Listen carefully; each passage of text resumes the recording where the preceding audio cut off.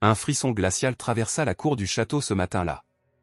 Mais ce n'était pas le froid de janvier qui glaçait les os d'Isabelle. C'était la peur. Une peur nue, silencieuse, ancienne, celle d'une enfant sacrifiée. Dans une pièce à peine chauffée d'un palais français en 1318, une fillette de 7 ans luttait pour ne pas chanceler sous le poids d'un destin qu'elle ne comprenait pas encore. Des serviteurs emmitouflés s'affairaient autour d'elle, ajustant chaque pli de la robe d'apparat brodée de fils dorés. Le tissu, trop lourd pour ses épaules frêles, semblait vouloir l'écraser, comme une armure imposée à une âme innocente. Des larmes discrètes, presque honteuses, perlaient sur ses joues. Ce n'était pas un caprice d'enfant. C'était un pressentiment. Ce jour-là, on allait la livrer à un homme qu'elle n'avait vu qu'à peine, un roi au regard froid et à la réputation cruelle, presque 3 fois plus âgé qu'elle. Un inconnu, un prédateur. Une alliance politique, disaient les adultes, mais pour Isabelle, ce n'était qu'une cage aux barreaux d'or. Elle était la fille du roi Philippe, surnommé le Bel pour sa prestance mais connu pour sa stratégie impitoyable. Pour lui, Isabelle n'était ni une enfant ni une princesse. Elle n'était qu'un pion à un gage de paix temporaire dans le bras de fer éternel entre la France et l'Angleterre. Ce mariage n'avait rien d'un conte de fées. C'était un traité scellé dans la chair. L'Angleterre recevait une princesse. La France gagnait une espionne. Quant à Isabelle, elle perdait sa langue, sa terre natale, et son enfance. Ce n'était pas un mariage. C'était une offrande. Une offrande sacrée, faite non à l'amour mais à la guerre et à la stratégie. Et l'autel, ce jour-là, avait pour nom Boulogne-sur-Mer. La cathédrale bourdonnait d'un éclat fébrile. Le faste, les étoffes, les couronnes étincelantes, tout n'était que masque. Ce mariage, célébré entre une enfant à peine sortie des bras de sa nourrice et un roi d'Angleterre de 23 ans, cachait mal la froideur d'un contrat diplomatique. Édouard II paraissait presque éclipsé par la tension qui emplissait les lieux. Grand, au port altier, souvent décrit comme l'un des plus beaux hommes de son temps, il aurait pu incarner le prince idéal. Mais son regard, ce jour-là, ne se posait pas sur la frêle mariée. Ses yeux erraient ailleurs, toujours ailleurs. Vers Pierre Gaveston. Le favori du roi où, comme le chuchotait la cour, son véritable amour semblait presque savourer le malaise ambiant. Des présents offerts à la jeune mariée étaient détournés vers lui. Il les portait fièrement, comme s'il avait triomphé d'un jeu invisible. Et la fillette, elle, restait droite, trop jeune pour comprendre la profondeur de l'humiliation, mais assez lucide pour ressentir la morsure du rejet. Ce jour censé être le plus heureux de sa vie était noyé dans le silence, l'ignorance et les regards qui glissent sur elle comme sur une statue. Tandis que le roi dansait longuement, trop longuement, avec son cher Pierre, la nouvelle reine d'Angleterre, à peine haute comme les genoux des hommes autour d'elle, restait immobile, figée sous le poids d'une couronne qu'elle n'avait pas choisie. Une chronique d'époque la décrit ainsi, elle était là, mais on l'avait déjà oubliée. Dans un pays dont elle ne connaissait ni les codes, ni la langue, ni le cœur de son propre époux, Isabelle apprit à se taire. Et à observer. Les premières années en Angleterre furent pour elle une saison d'hiver sans fin. Techniquement reine, mais en vérité invisible, Isabelle vivait comme une ombre dans les couloirs d'un royaume étranger. Son mari, Édouard, apparaissait rarement. Lorsqu'il daignait la voir, c'était sans chaleur, sans regard. Tout son intérêt restait captif de Gaveston. La jeune souveraine, désormais âgée de 12 ans, regardait son roi danser, rire, se confier, mais jamais à elle. Chaque sourire qu'il offrait à son favori était comme un glaive dans l'estomac d'une enfant encore en quête d'une place dans ce monde. Isolée de ses proches, parlant une langue que peu comprenaient, elle grandissait dans une solitude peuplée de silence. Les barons anglais, dans un premier temps compatissants envers cette reine étrangère, changèrent rapidement de ton. L'influence excessive de Gaveston, son arrogance, sa main sur les finances royales, tout cela nourrissait une colère qui bouillonnait dans l'ombre.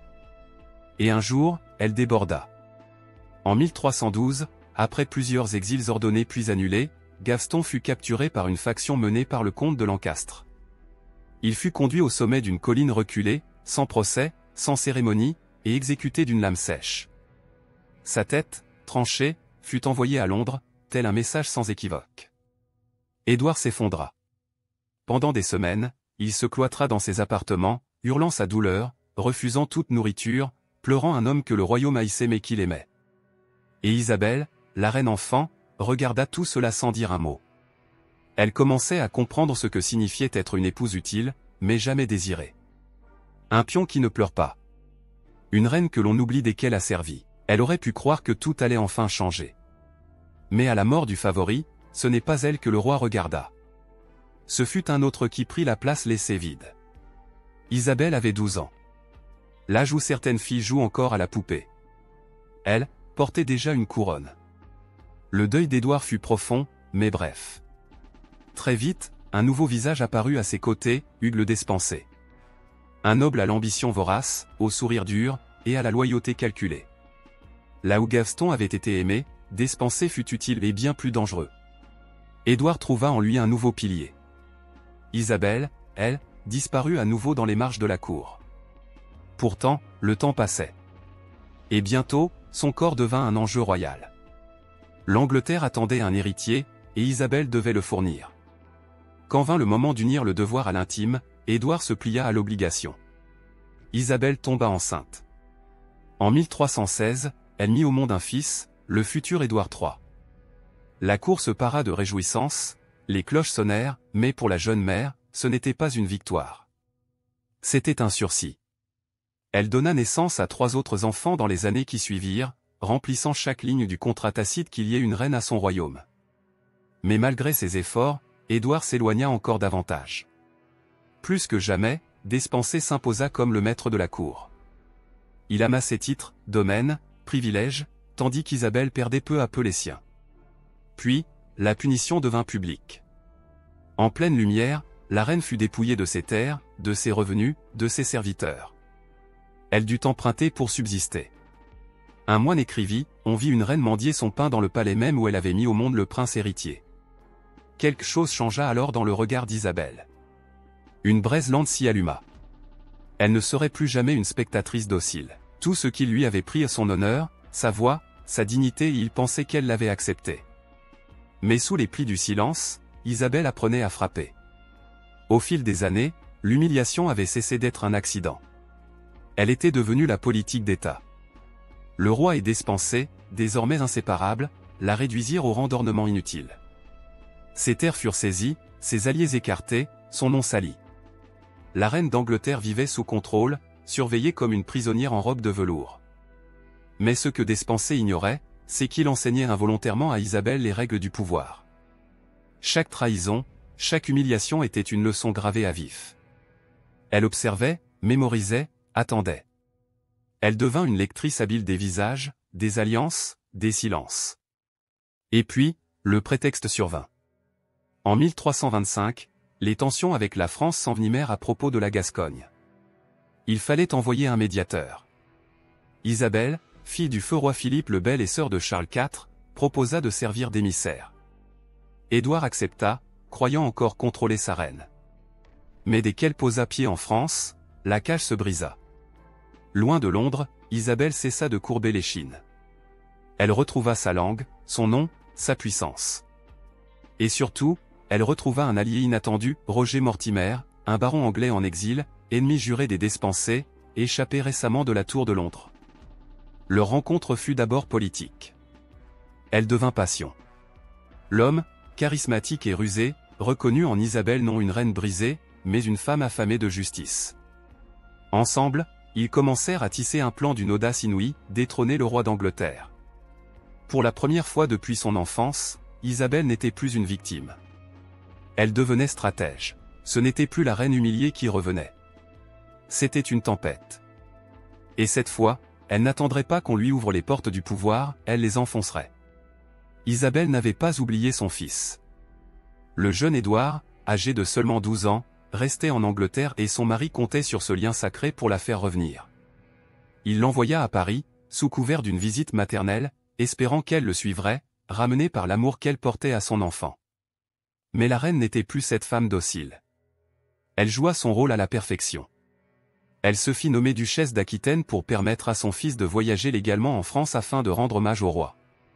Une fois le prince à ses côtés, elle comprit que la dernière pièce de son échiquier était en place.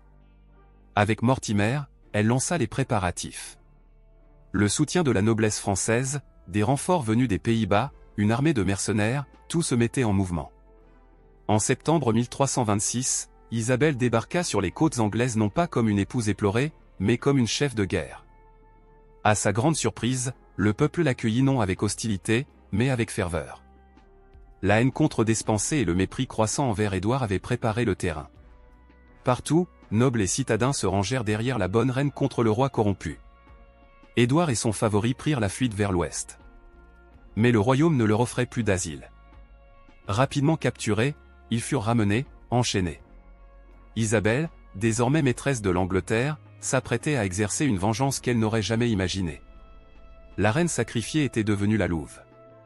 Et cette louve, maintenant, montrait les crocs. Elle avait porté la couronne sans pouvoir.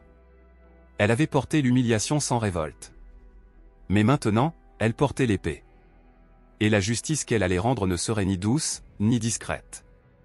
La capture du bleu Despensé ne fut pas un simple acte militaire. Ce fut un symbole, une offrande aux foules trahies. Isabelle, désormais en position de force, décida de frapper là où ça ferait mal, là où le souvenir serait indélébile. Despensé fut amené à Aérefort, enchaîné, affaibli, mais toujours arrogant. Il croyait sans doute jusqu'au bout que le roi, son amant et protecteur, viendrait à son secours. Mais Édouard n'était plus qu'un fugitif sans trône. Isabelle, elle, avait désormais les clés du royaume et la colère du peuple dans sa main. Le procès fut une parodie. Les accusations, innombrables, corruption, tyrannie, abus de pouvoir, trahison. Le verdict était connu avant même que le juge ne parle. La sentence fut exécutée avec une cruauté rare, soigneusement orchestrée. Despensé fut traîné à travers les rues, attaché à un cheval, exposé comme un trophée de haine. Arrivé sur l'échafaud, il fut pendu, mais pas jusqu'à la mort. Redescendu, encore conscient, on l'attacha à une échelle. Là, sous les yeux de la foule en délire, ses organes génitaux furent tranchés et brûlés. Ses entrailles arrachées.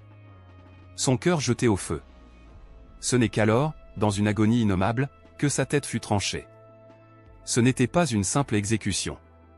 C'était un avertissement. À tous ceux qui croiraient encore qu'une reine peut être ignorée, méprisée, puis oubliée. Le sang de Despensé ruisselait, mais dans les yeux d'Isabelle, il y avait un silence glacial. Elle ne pleurait pas. Elle ne souriait pas. Elle veillait. Il avait été roi. Il avait gouverné, ou du moins tenté de le faire, dans l'ombre d'amours interdites et de décisions erratiques. Mais désormais, Édouard ne portait plus ni sceptre, ni espoir. Il n'était qu'un homme traqué.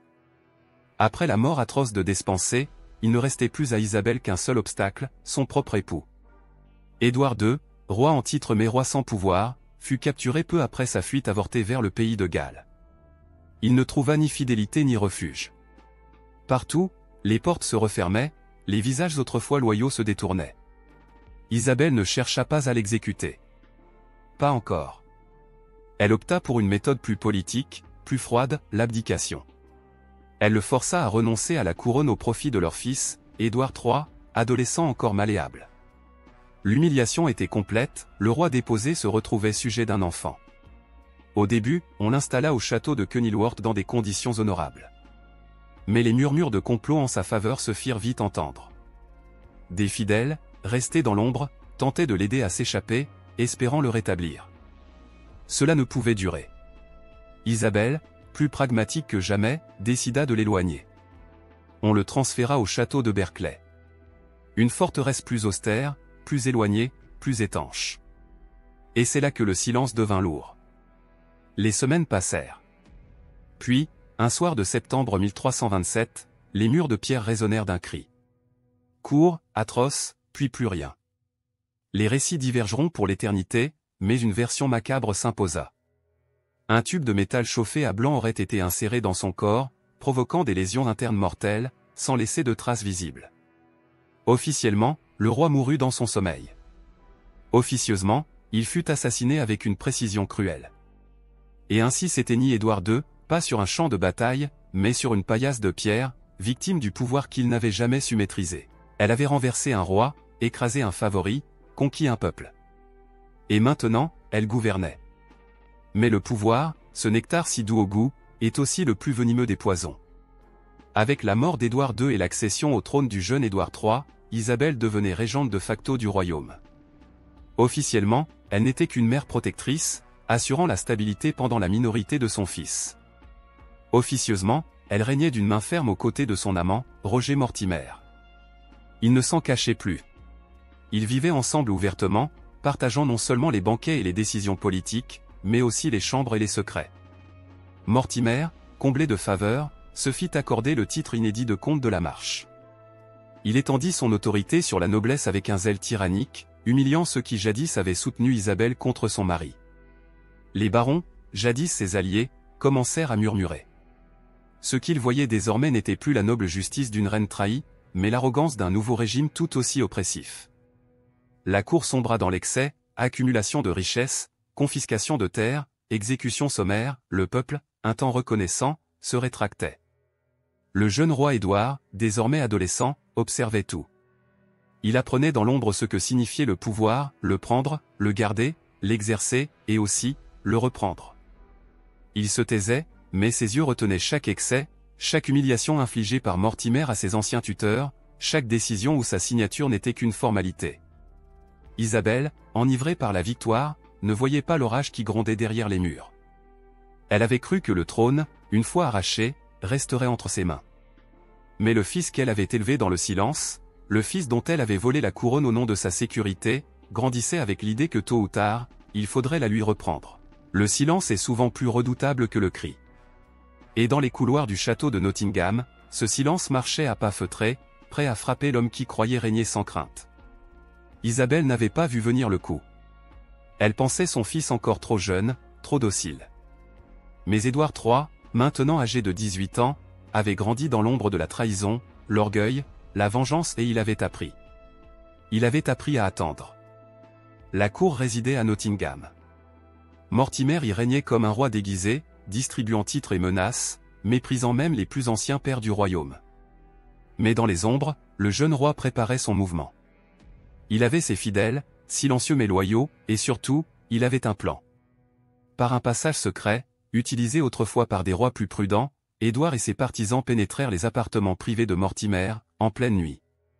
Le coup fut foudroyant. Pas de procès cette fois, pas d'échappatoire. Mortimer fut capturé dans sa chambre, sa robe de nuit encore sur les épaules. Isabelle, réveillée par le tumulte, se précipita, folle de panique. Face à son fils, elle oublia son rang, ses victoires passées, son autorité de régente. Elle tomba à genoux et prononça ces mots qui résonneraient à travers les siècles. « Mon fils, ayez pitié du gentil Mortimer. » Mais il n'y eut aucune pitié. Mortimer fut jugé en toute hâte pour trahison, pour usurpation de pouvoir royal. Il fut pendu comme un voleur, à Tyburn, dans l'indifférence glacée du nouveau roi. Édouard III ne fit pas exécuter sa mère. Il savait qu'un tel geste souillerait son règne dès ses premiers jours. Isabelle fut discrètement exilée, privée de tout pouvoir, mais traitée avec une certaine dignité. Elle vécut, mais hors du jeu. La louve avait été muselée. Elle avait été reine, rebelle, régente, amante. Maintenant, elle n'était plus qu'une absence dans les chroniques de la cour. Mais certaines absences pèsent plus lourd que les couronnes. Isabelle fut reléguée au château de Castle Rising, dans les terres brumeuses du Norfolk. Pas de cachot, pas de chaîne, mais un isolement doré, surveillé de loin. Le faste avait disparu, ne restait que le silence, les souvenirs et les fantômes. Elle ne fut jamais jugée publiquement. Édouard III, dans un geste calculé autant que miséricordieux, lui conserva une pension généreuse, des serviteurs discrets, et une dignité officielle. Mais tout ce qui faisait d'elle une souveraine, les décisions, les conseils, l'influence avaient été confisqués avec la rapidité d'un coup près. Les visiteurs racontent qu'elle se promenait seule dans les couloirs du château, vêtue simplement, le regard perdu dans des dialogues intérieurs. Elle parlait souvent à voix basse, comme si elle répondait à des interlocuteurs invisibles. Parfois, elle interrompait une conversation pour fixer longuement un coin vide de la pièce, les yeux humides. Un domestique raconta qu'elle exigeait chaque jour que 2 chaises soient disposées l'une en face de l'autre dans ses appartements. L'une pour elle, l'autre pour Édouard II. Le roi qu'elle avait détrôné. Le mari qu'elle avait trahi.